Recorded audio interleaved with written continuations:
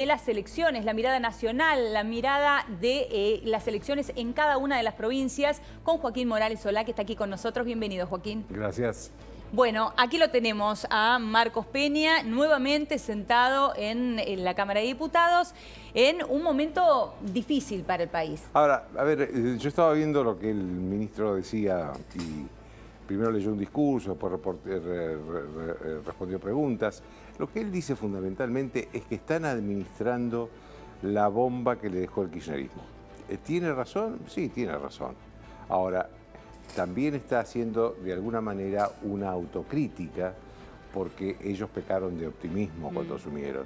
Ellos creían que con la buena onda, inclusive sin hacer un claro balance de lo que estaban recibiendo, porque consideró Jaime Durán Barba en su momento que eso no era bueno, y después creyendo que el mundo que recibía a Macri era un mundo amable, claro, que recibía a alguien distinto del kirchnerismo o de la línea bolivariana de América Latina, era suficiente para administrar los problemas. Y fue suficiente durante un tiempo, hasta que las condiciones de la economía internacional cambiaron, claro, y el gradualismo se convirtió en shock.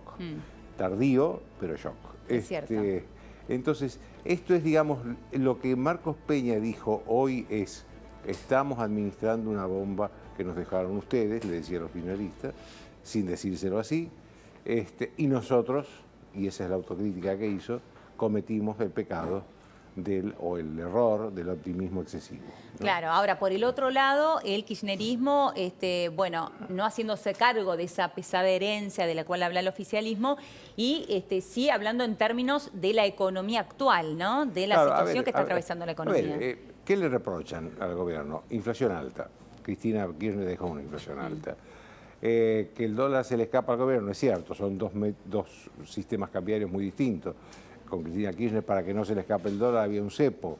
Ahora hay un mercado libre y flotante, por lo tanto es más probable que se escape el dólar.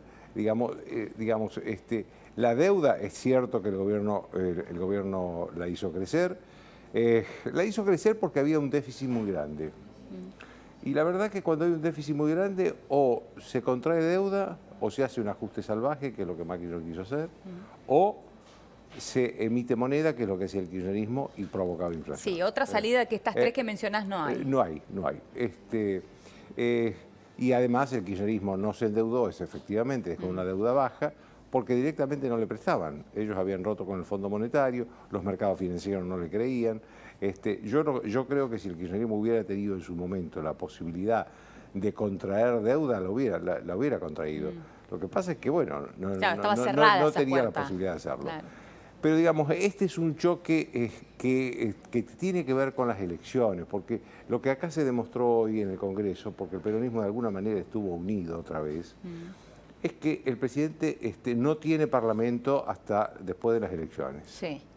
Si gana, y si no, será otro, claro, que tenga otro parlamento. Tal cual. Pero, digamos, ya se demostró hace 2 semanas, cuando se juntó todo el peronismo, promoviendo en la Cámara de Diputados proyectos que en última instancia lo obligaban al gobierno, si se aprobaban, a romper con el Fondo Monetario Internacional. Sí, porque no había plata que alcance. No había plata que alcance, ¿no? El gobierno habla de 70.000 millones de pesos, no sé, una cosa, cifras... Estamos hablando de los proyectos de ganancias, de eximir de ganancias a jubilados, entre otras cosas. Y de congelamiento de tarifas. Que significa más subsidio a las tarifas, porque alguien paga.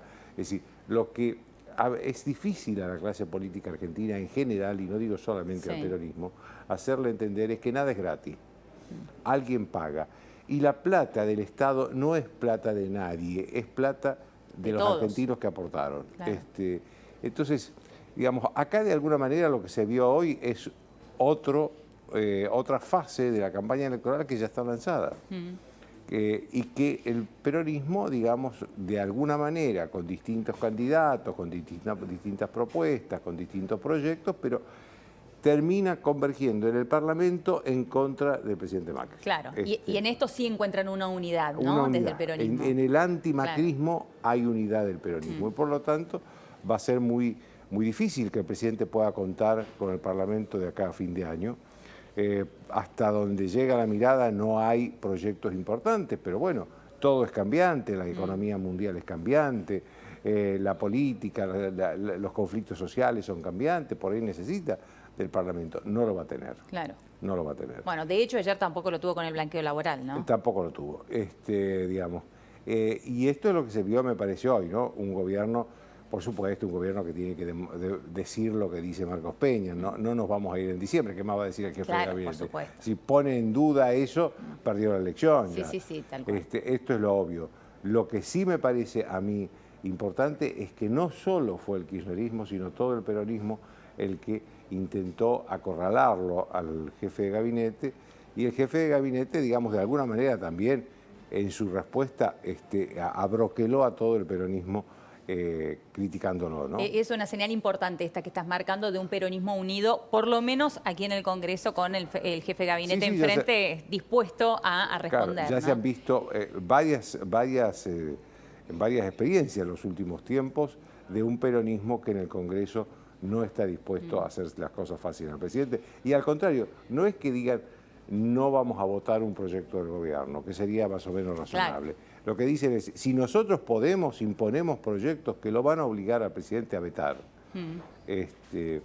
Hasta ahora, como hacen sesiones especiales, para que los temas sean aprobados se necesitan los 2/3. Y el peronismo no tiene los 2/3.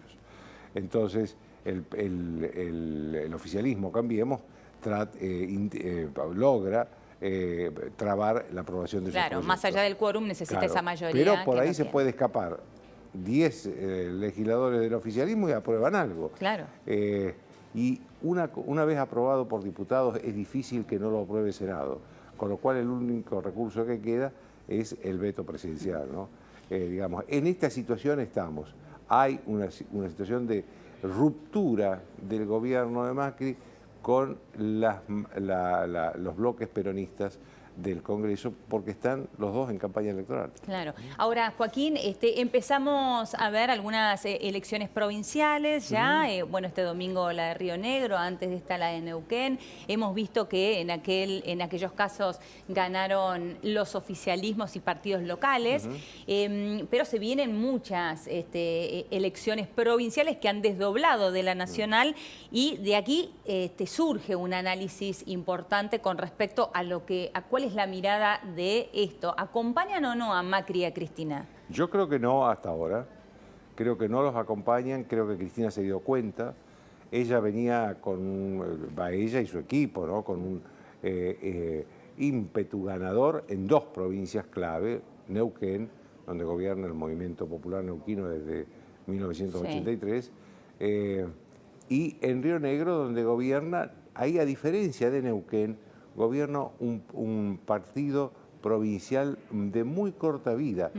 Realmente son estos últimos 4 años los que vivió, porque ellos se integraron en una fórmula con el Partido Socialista, con Carlos Soria, padre del que fue candidato a gobernador Martín Soria, y en estos 4 años se convirtieron en un partido provincial en condiciones de renovar la gobernación y de ser de conservar el poder de la provincia. En ambos casos, Cristina Kirchner creía que ganaban. En Neuquén con Río Seco, su candidato, y mucho más fácil les parecía en Río Negro con Martín Soria, porque además, bueno, el padre había sido gobernador, venía con un ímpetu. Además, había una coalición muy grande detrás de Martín Soria. No solo estaba el kirchnerismo, estaban subgrupos y grupos kirchneristas, estaba el Partido Justicialista y el Frente Renovador de Sergio Massa, estaba todo. Claro, y además días antes le bajaron la candidatura a Beryl Tinlec, ¿no? Claro, a Beryl Tinlec, que ese era el gobernador. Claro. Decir, digamos, todo se juntaba para imaginar un gran triunfo del cristinismo en Río Negro. No sucedió.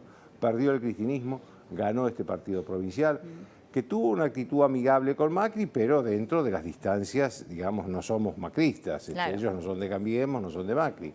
En ambos casos pasó lo mismo, de Neuquén también.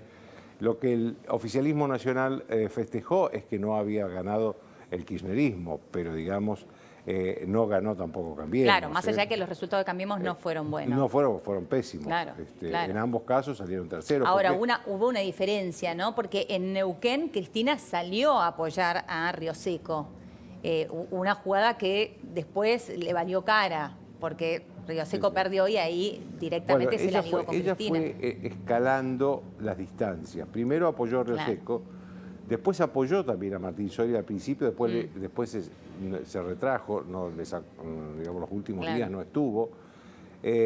Y después de la derrota de Martín Soria, ella lo que hace es retirarse de todas las próximas elecciones importantes en provincia, fundamentalmente de Córdoba. Donde De retiró al Córdoba, candidato. que es el segundo distrito electoral del país. Claro.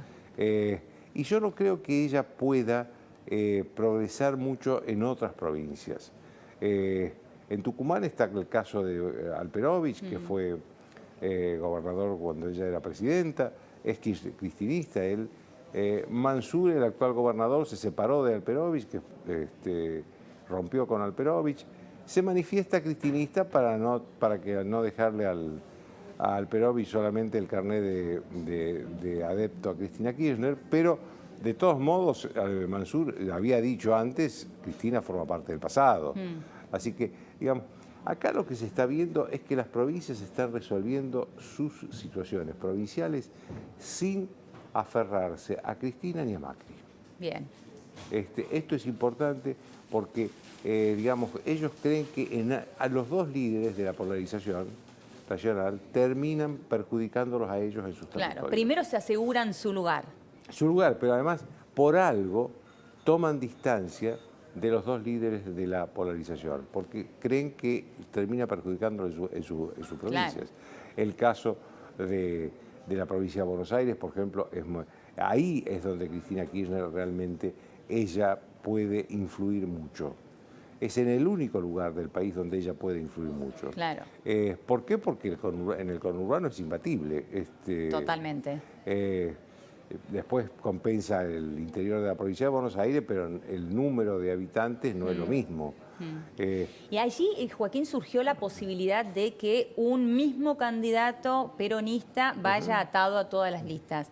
Sí, Esto claramente perjudicaría a la gobernadora Vidal, ¿no? Sí, claro, no, en ese caso, porque la provincia de Buenos Aires no se elige por balotaje, no hay segunda vuelta. Claro. Ahí el que saca un voto más en la primera vuelta se convierte en gobernador. Hay un proyecto que efectivamente es que un solo candidato peronista vaya en todas las listas de los distintos candidatos a presidente peronistas en la primera vuelta. Esto significaría sin duda un muy serio riesgo para María Eugenia Vidal. Yo creo que el gobierno va a modificar esa parte de la ley de las PASOs, creo que porque eso está dispuesto en un decreto reglamentario de la ley que fijó las PASOs. Es decir, bastaría con un decreto del presidente para cambiar esto. Claro, porque no está en la ley, está en un decreto que reglamenta la ley, por lo tanto otro decreto lo puede cambiar. Ah, perfecto. Y creo que eso el gobierno lo va a hacer rápidamente. Creo que en Sí, esta porque semana, no puede correr este riesgo. Claro, ¿no? Creo que esta semana.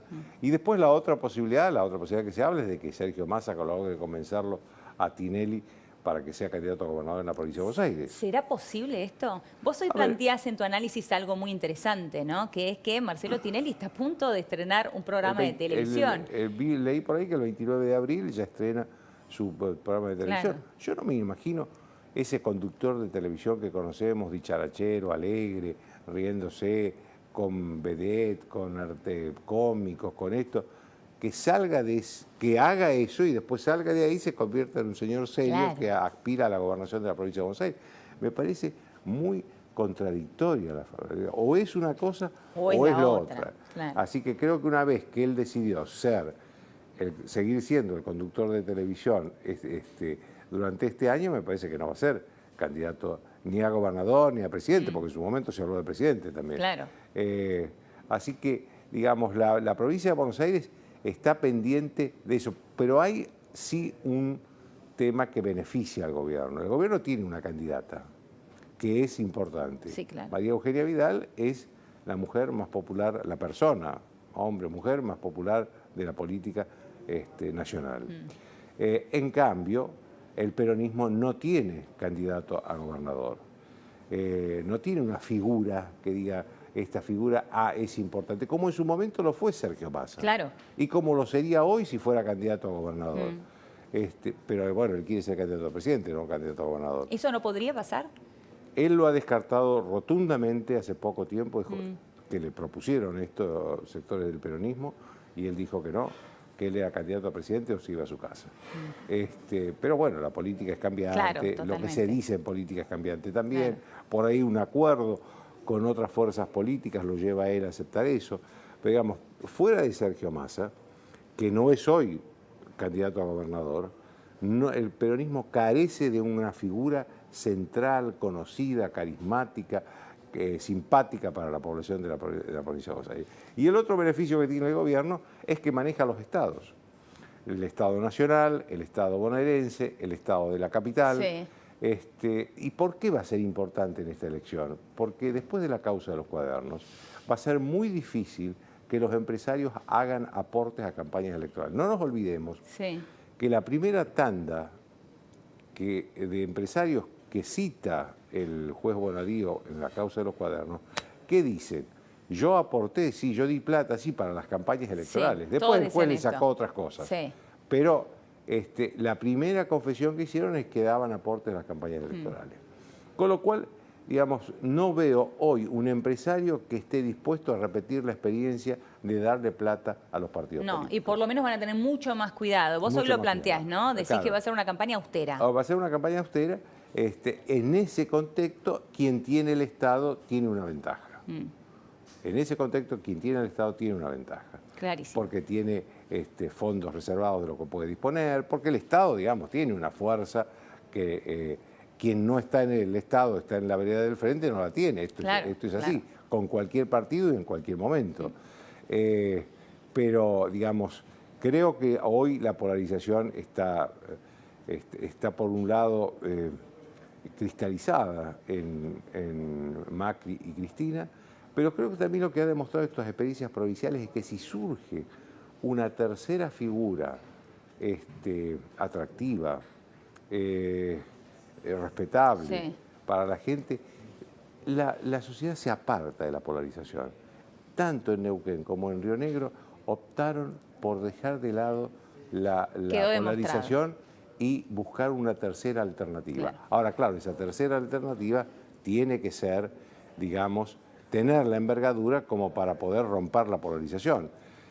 Que por ahí estaban pensando en La Baña. Ahora La Baña pone tantas condiciones que va a ser muy difícil que termine convirtiéndose en candidato a presidente, ¿no? Veremos a ver qué sucede en estos meses que quedan por delante. Joaquín, un placer. Muchísimas gracias. Igualmente. Bueno, bien, y vamos a hablar de un hecho histórico para la humanidad, porque en el día de hoy se conoció la primera fotografía del agujero negro. Y vamos a preguntar, todos nos preguntamos, ¿qué es un agujero negro? Vamos a hablar de esto con Diego Bagú, él es astrónomo, está en línea.